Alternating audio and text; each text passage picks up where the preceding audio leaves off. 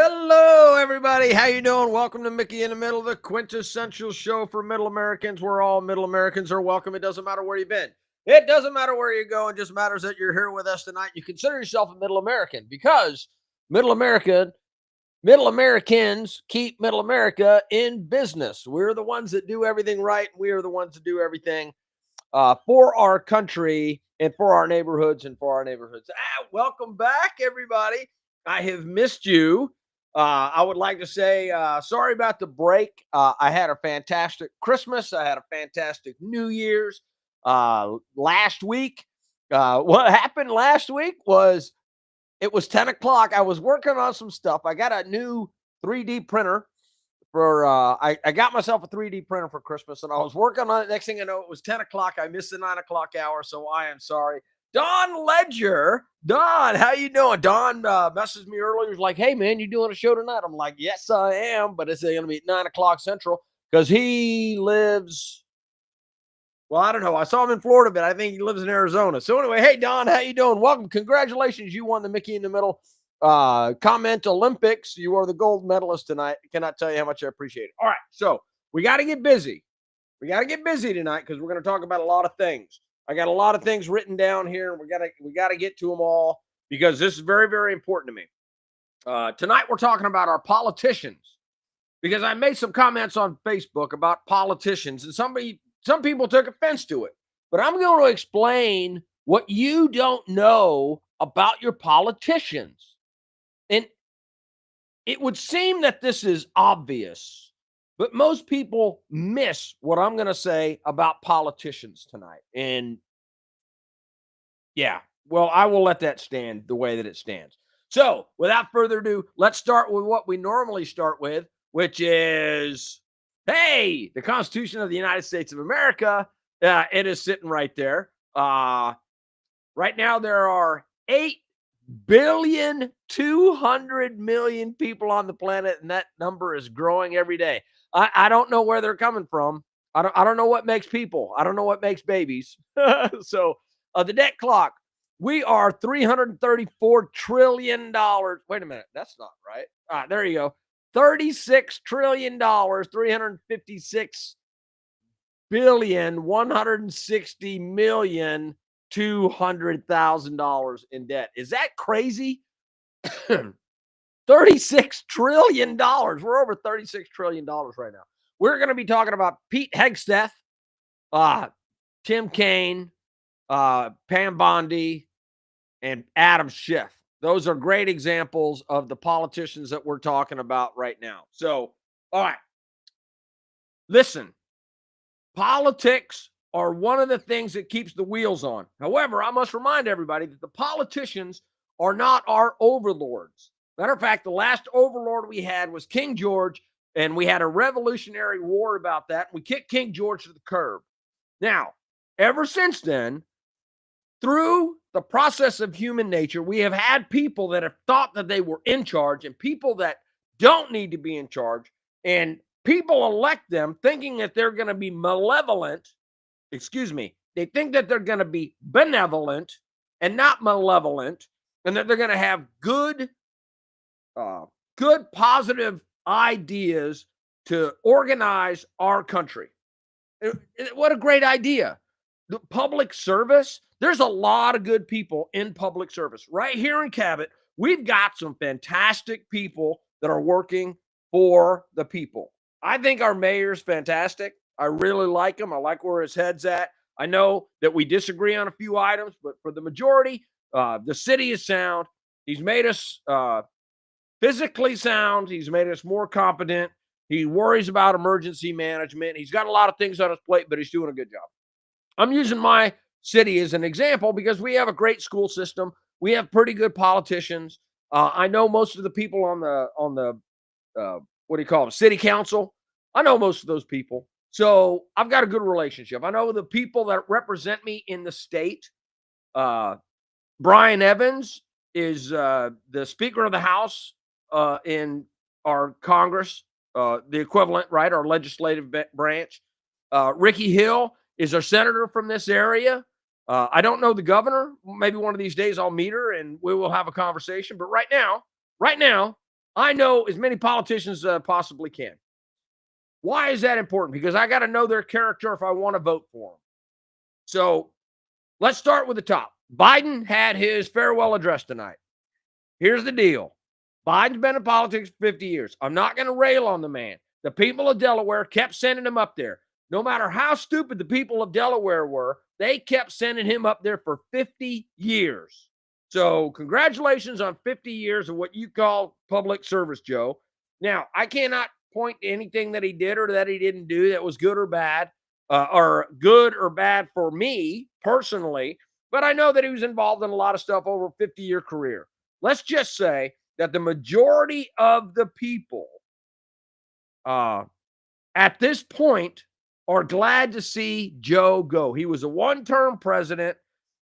He keeps blaming other people for his failures as president. But overall, I would say that the job that Joe Biden did, other than the tremendous error that he made in Afghanistan and in prosecuting political opponents and in his idea about paying off student college debt and his idea about international management, other than those and the economy and the price of gas and the price of groceries and well, just about everything else that he touched.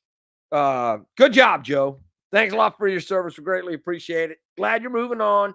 I hope you live out the rest of your life happy and fulfilled. Most Americans have made adjustments to what Joe Biden did, right? I still think that he resents Kamala Harris, but he said nice things about her and is going away. He had a lot of great platitudes when he was talking about, he had great platitudes, lofty platitudes about talking about America. And those are the ideals that I share with Joe Biden. He really thinks highly of the country. No matter what you think of Joe Biden, he really thinks highly of the countries and the opportunities that it affords most people in the country. Now, his political agenda, not my style, but he has the same ideals. He left us with a warning, though. He warned us about AI. He warned us about incoming international relationships. He warned us about the next incoming president and about how they're going to be tyrannical dictators and shit like that. But whatever. Everybody gets the opportunity to say their 2 cents on the way out the door, so he did. By the way, everybody, Don's in Arizona. So if you get to Arizona, go out there and see Don. Steve Hayes, how you doing? Hey, Steve's down in Florida. I'm coming to visit you this summer, so get a room ready. We're going to come down there. I'm going to be on a motorcycle, so I'm not going to have my golf clubs, so have a set of golf clubs with me. Susie, Caroline, Don, this is totally off. Oh, yeah, and Biden also screwed up the border. Thanks a lot for that, Don. I greatly appreciate that. What happened? All right. So I don't have time to talk about Biden tonight. He's history anyway. So we're going to move on from Biden. We're going to talk about Pete Hegseth next. So let's go get a picture of Pete. All right. So this right here is Pete Hegseth. He's slated to be the next Secretary of Defense for the United States of America. When he went in there, I'm going to give you my thoughts on Pete. Pete is a patriot. I think that Pete is a warrior. He got in after 9/11 in the United States military as an officer. Yeah, he's been to Princeton, Yale, Harvard. He's been to one of those damn high and lofty schools, right? He got a business degree. He's done 501c3 programs, nonprofit charity organizations for veterans. He's got some things changed in the VA. He's got some things changed for veterans. He has done some great work. Now, with that being said, yesterday, I watched every single minute of the Pete Hegseth hearing.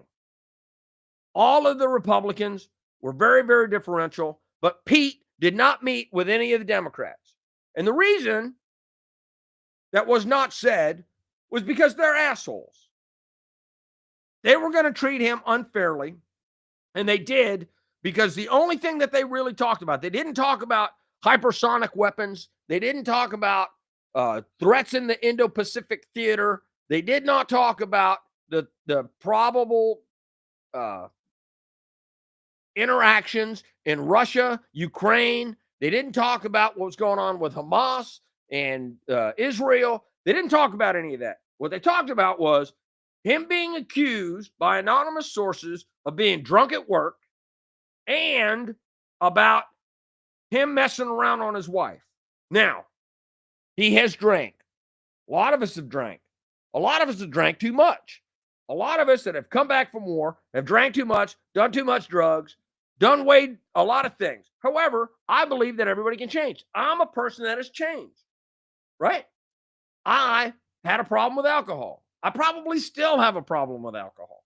I'm an alcoholic, according to the United States government. I've got a fish. It's official. It's written in my medical records. Mickey Spillane's an alcoholic. But I'm doing better with that. Now, just because somebody says it doesn't mean that I don't have the ability to change. And I believe that Pete Hegseth has changed. What offended me today was that in the progressive Democrats' mind is that people aren't allowed to change and people are not allowed to make mistakes, and they're not. So this asshole right here, I'm sorry, my opinion is this guy's an asshole. He's Tim Kaine for Virginia. What that guy did was he insinuated by saying if somebody sexually abused somebody, they would not be qualified to be the Secretary of Defense. What's that mean, Mr. Kaine? What does that mean? Now, he's been an asshole for a lot of years, in my opinion, right? In my opinion, he's been an asshole for a lot of years is not an opinion, right? The reason why I say that is because he said it over and over and over. He's like, well, 2 months after your wife had a child, you were banging this other lady. And then he went in to go, sexual assault, you wouldn't qualify for sexual assault. And then he went on to, well, if you're a drunk, people shouldn't show up drunk if they're going to be the Secretary of Defense. But he didn't talk about hypersonic weapons. He didn't talk about the problems in the Indo-Pacific theater. He didn't talk about Taiwan. He didn't talk about Japan. He didn't talk about all of the things that are affecting us as human beings and the Middle Americans. He didn't talk about any of that. He talked about a man's failings or possible failings. I don't know whether it happened or whether it didn't happen. All I know is that if you want to talk about somebody's failings in a congressional hearing, you better bring the substantiated truth to the situation, and you don't need to be making insinuations as a senator in the United States Congress. That is unbecoming. It's unbecoming. So anyway, I just wanted to point that out. So, second thing about Pete Hegseth. A lot of the senators that were in there were talking about women in combat. The reason is because Pete Hegseth on many, many occasions said that women should not be in combat roles in the United States military. Now, let me tell you where that stems from. I believe that Pete Hegseth is a man's man, that he's got so much testosterone running through his body. He's got great hair. He's got great teeth. He's got one of those little chiseled jaw things. Apparently, he did 5 sets of 47 push-ups yesterday morning before the hearing. So, yeah, he's a man's man. He was in the military for a long time, had multiple deployments, went to Guantanamo, went to Iran. Not Iran. Sorry, I've been to Iran, right? Afghanistan, Iraq. The reason why I say that is he's seen what it takes to be in combat.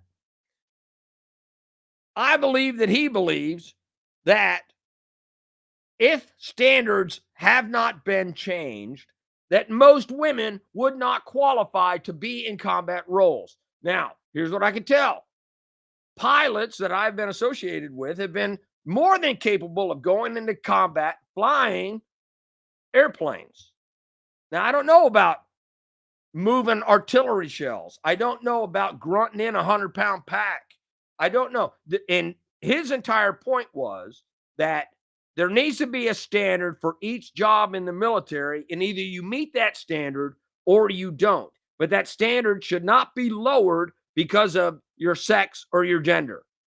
That's what he was saying. Now, I honestly believe that he doesn't believe that many women would meet the criteria for a lot of the roles. And that's why he was saying women in combat roles, but whatever. Now he is saying that if you have a standard and you meet that standard, independent of what your sex is, that you can then fulfill that combat role. And that's the way that the policy needs to be. And I honestly believe that he believes that. I honestly believes that if the standard's not changed and you meet the standard, it doesn't matter who you are, you should be able to do that job in defense of your country. They did not give him a break on that. They fail to understand that. They fail to understand that you can say, hey, women shouldn't be in combat on one hand, and also on the other hand, say, if you have a standard, anybody that meets the standard can then do that job. How hard is that? But they fail to understand the nuance of that. But Hegseth has said in the past that women should not be in combat. So I get where the Democrats are coming from on this, because he did say it. But his failings as a human being in his relationship and with alcohol in the past should not be discussed other than cursory. Said, hey, you had a problem with alcohol in the past. Did you take care of that? Yeah, you good? Hey, man, your character was in question because you were banging somebody else, but your wife has forgiven you. You all good with that? Your wife good? You're good? Everybody good? We're all good? We're all good. All right. Next thing up, Pam Bondi. Where are you, Pam Bondi? This is Pam Bondi. She is going to lead. She's going to be the head law enforcement. So she's going to be basically the district attorney of the United States of America, the secretary of whatever the heck she's supposed to be. I can't even remember it now.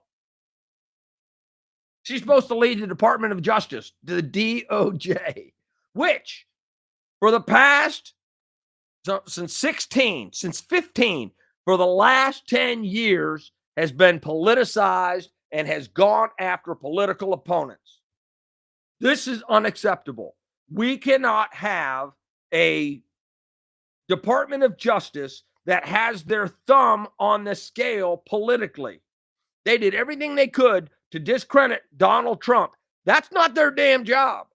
It can be your job to discredit Donald Trump. It can be my job to discredit Donald Trump. It can be anybody else's in the United States of America to discredit Donald Trump, whether they're a politician or whether they're a private citizen. But nowhere in the government should anybody be discrediting any of our politicians. They're supposed to be apolitical and neutral. They're not supposed to put their thumbs because they have access to too much information. They have access to covert means of listening to communications and following people and tracking people.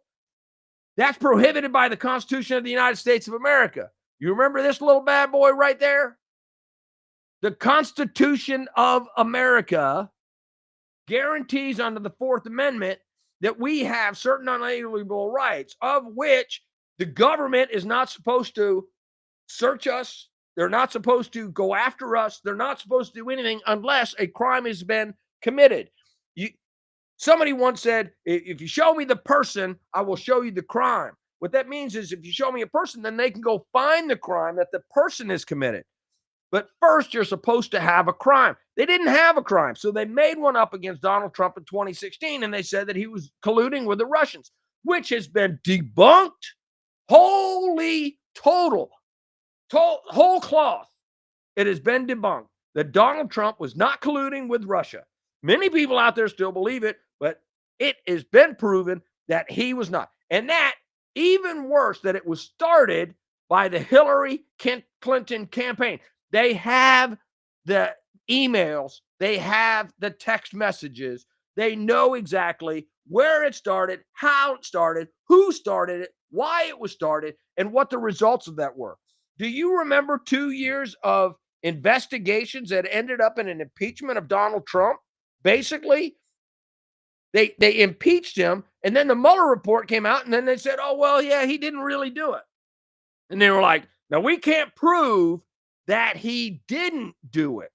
That's not the way that you're supposed to have a special investigator, special whatever the hell Mueller was, special counsel. That's not the way it's supposed to be. It's either he did it or he didn't do it. Not, well, we don't have any evidence that he did it, but we don't have any evidence that he didn't do it either.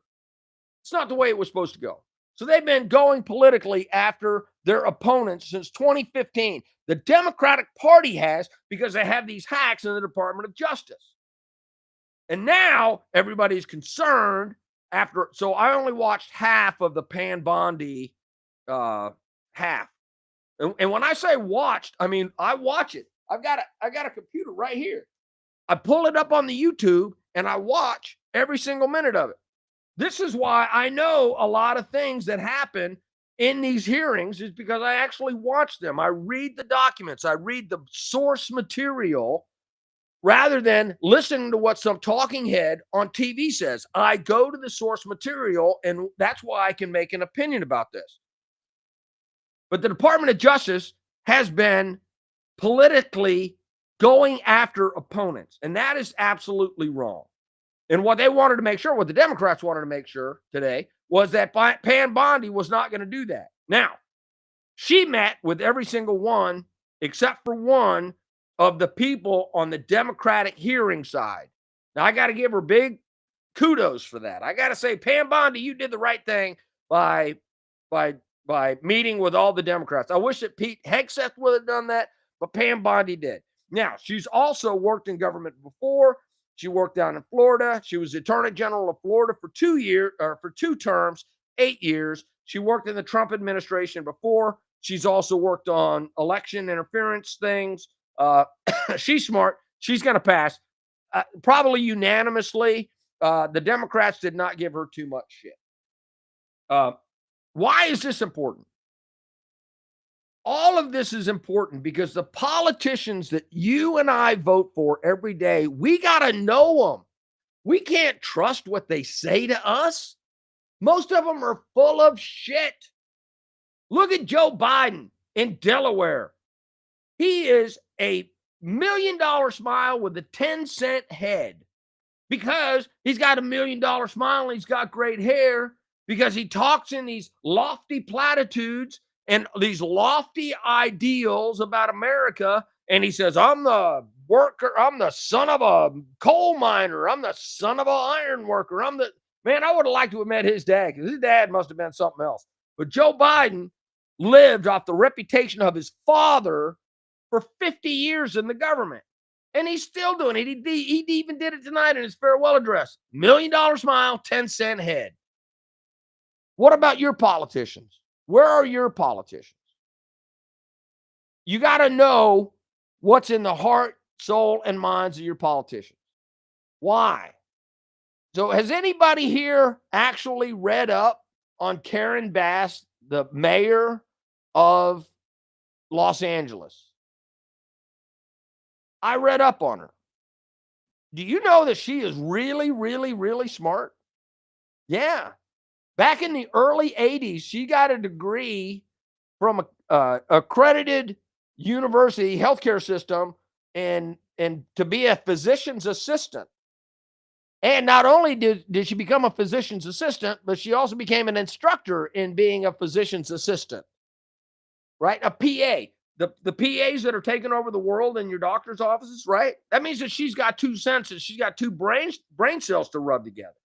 Now, I don't know what kind of a household that she was raised in, but right after she got out of college, you know what she started doing?